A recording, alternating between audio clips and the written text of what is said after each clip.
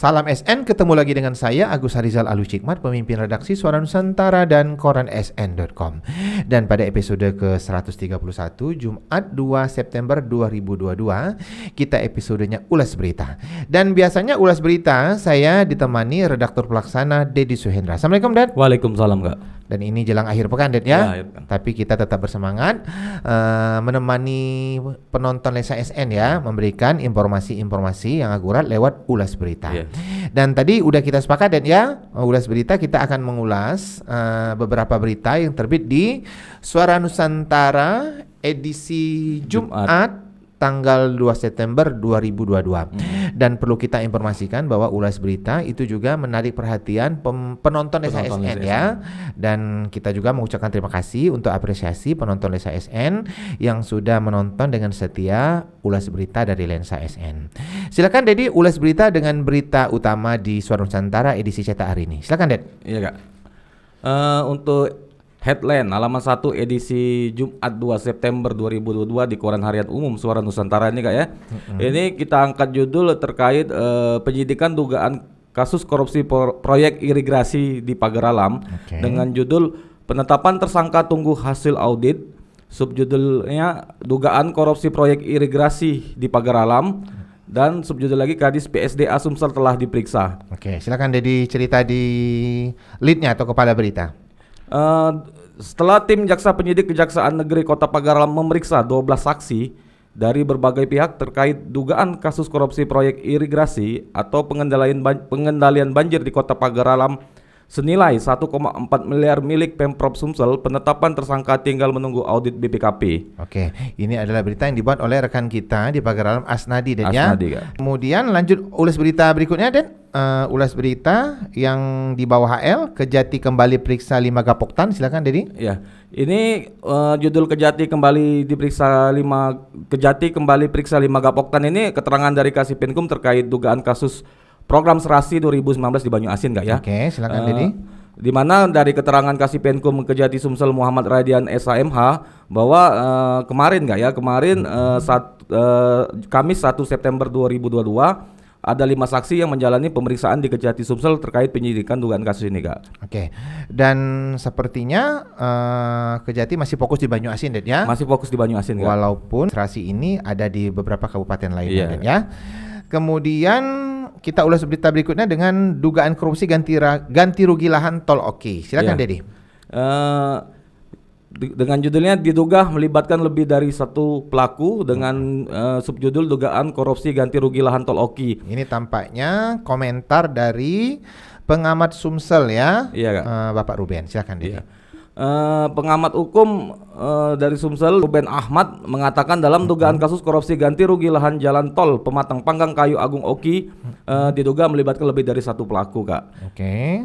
Ini dia mengomentari terkait penyidikan yang saat ini dilakukan Kejati Sumsel, Kak, ya, karena menurutnya dalam perkara itu pelakunya lebih dari satu. Kemudian dia berharap jaksa penyidik yang melakukan penyidikan dugaan kasus ini memiliki integritas tinggi dalam pengungkapan kasus tersebut, Kak.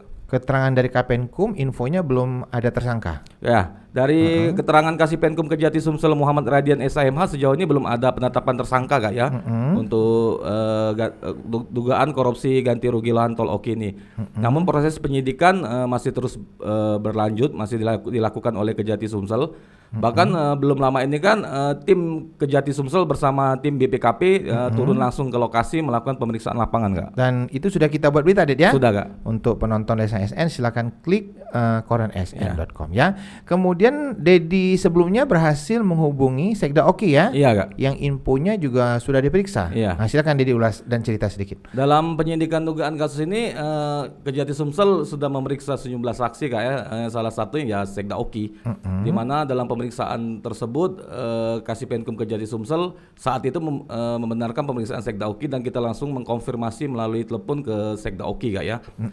Saat kita konfirmasi, Sekda Oki mengakui membenarkan kalau dia menjalani pemeriksaan sebagai saksi dalam perkara tersebut di Kejati Sumsel. Oke.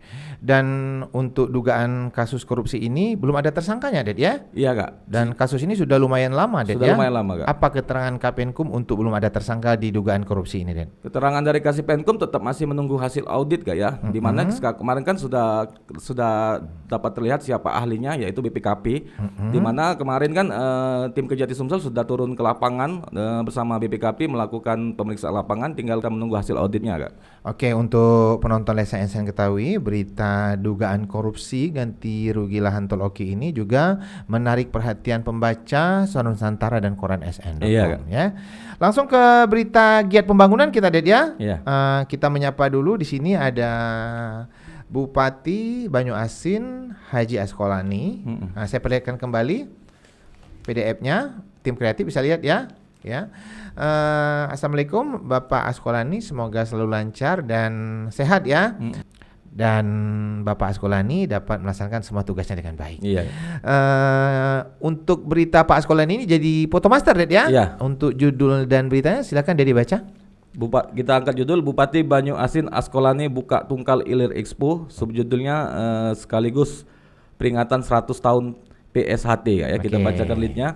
Bupati Banyuasin Haji Asqalani SHMH membuka langsung tungkal ilir Expo kelima sekaligus peringatan 100 tahun PSHT yang digelar di Kecamatan Tungkal Ilir, Kabupaten Banyuasin Kak. Oke. Tampak di dalam foto ini kan Bupati Banyuasin Haji Asqalani disambut saat tiba di lokasi acara Tungkal Ilir Expo Kak ya. Oke.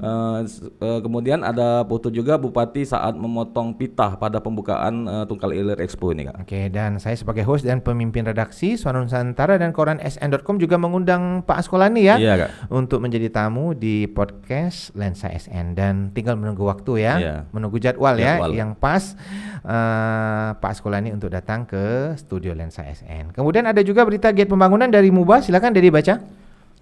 Untuk kegiatan berita giat pembangunan dari Pemkab MUBA ini kita angkat judul Apriyadi ajak dukung dan kawal kebijakan pemerintah pusat Kak ya. Di mana ini keterangan dari PJ Bupati MUBA Haji Apriyadi saat dalam acara FGD di Pemkab MUBA Kak ya. Kita bacakan leadnya. Maraknya kabar mengenai naiknya harga bahan bakar minyak disikapi oleh pemerintah Kabupaten Musi Banyuasin dengan menggelar fokus group discussion Kak atau FGD. Nah, terjadi diskusi ya di sana ya. Kemudian langsung kita ke halaman 12. Saya perlihatkan korannya, mungkin Dedi baca. Tim kreatif bisa lihat. Oke, silakan Dedi baca judulnya dan mungkin lead beritanya ya. Untuk judul halaman 12 judulnya DPRD dan Pemprov Sumsel sepakati perubahan KUA PPAS APBD tahun 2022.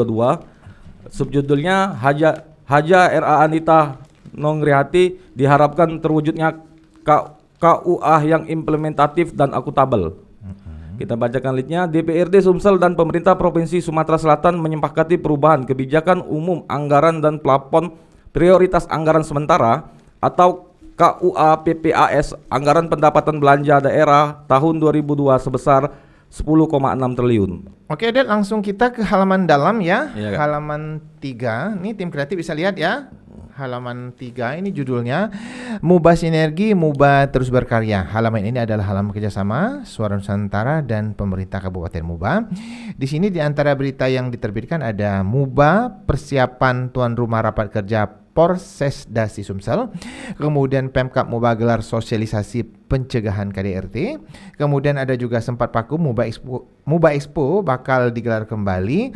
Dan satu lagi Kodim 0401 MUBA bakal gelar Fun Bike Adventure. Kemudian untuk halaman berikutnya, halaman 6, silakan Dedi. Oke, lanjut halaman 6 tim kreatif.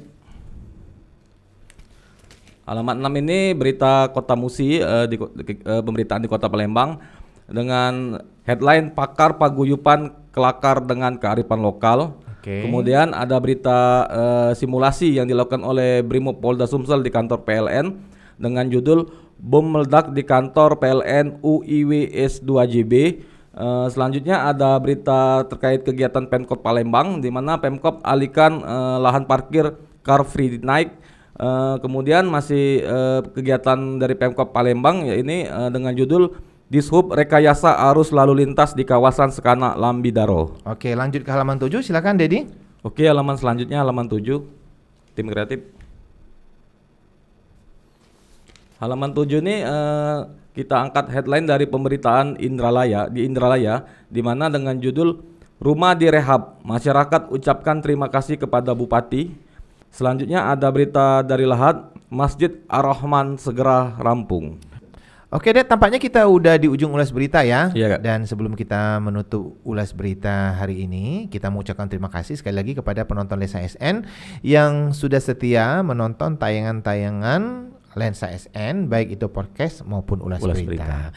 Teruslah memberikan komentar-komentar positif agar kami juga dapat memberikan tayangan-tayangan yang berkualitas. Dan biasanya di ujung ulas berita kita ada quotes ya. Dan quotes kita hari ini adalah bergayalah sesuai kemampuan. Jangan memaksakan diri kalau tak ada. Jangan lupa untuk like, comment, share, dan subscribe kanal YouTube Lensa SN agar informasi menarik dari kanal YouTube ini tetap tersebar merata di bumi Sumatera Selatan. Demikian dari saya. Wassalamualaikum warahmatullahi wabarakatuh.